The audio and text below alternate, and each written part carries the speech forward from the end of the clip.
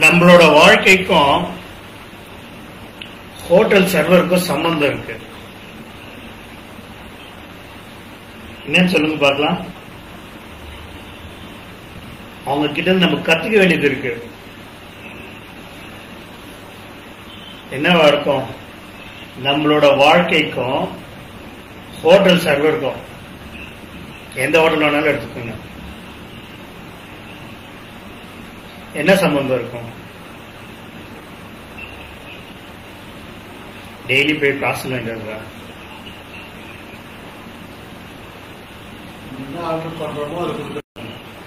சரி, அப்ப நம்ம லைஃப்லயும் என்ன நினைக்கிறோமோ அதான் நடக்கும். நினைக்காதெல்லாம் கூட நடக்குது. நடக்குது. அதுதான் நிறைய நடக்கும்.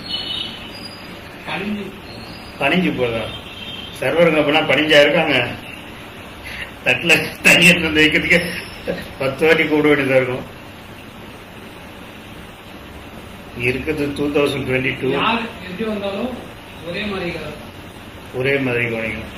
டிப்ஸ் கொடுத்தாலும் சரி, கொடுக்கலனாலும் சரி.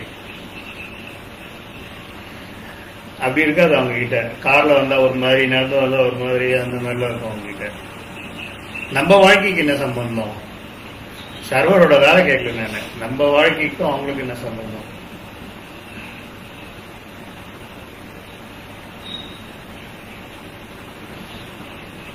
இப்போ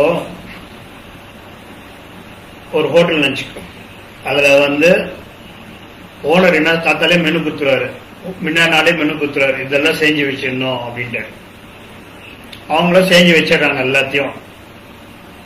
இப்போ ஒரு கஸ்டமர் வராங்க, சாப்பிட உட்காராங்க. என்ன இருக்குன்னு கேட்கறாங்க. இத்தனை திங்ஸ் இருக்குன்னு சொல்றாங்க. எனக்கு இது மட்டும் எடுத்துட்டு வாப்பான்னு. அப்ப சர்வர் என்ன பண்ணுவான்? கேட்கறது தான் எடுத்துட்டு கொடுப்பான்.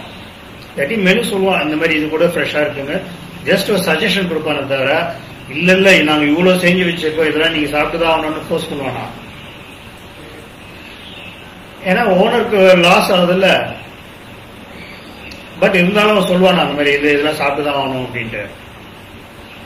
அந்த மாதிரி நம்ம வாழ்க்கையில நம்மளுக்கு உண்டான வாழ்க்கையை மட்டும்தான் நம்ம பார்க்கணுமே தவிர, தேவையில்லாம மற்றவங்களோட இதுல போய் மூப்பு நுழைக்க கூடாது. புரியுதா என்ன சொல்ல வரேன்னு?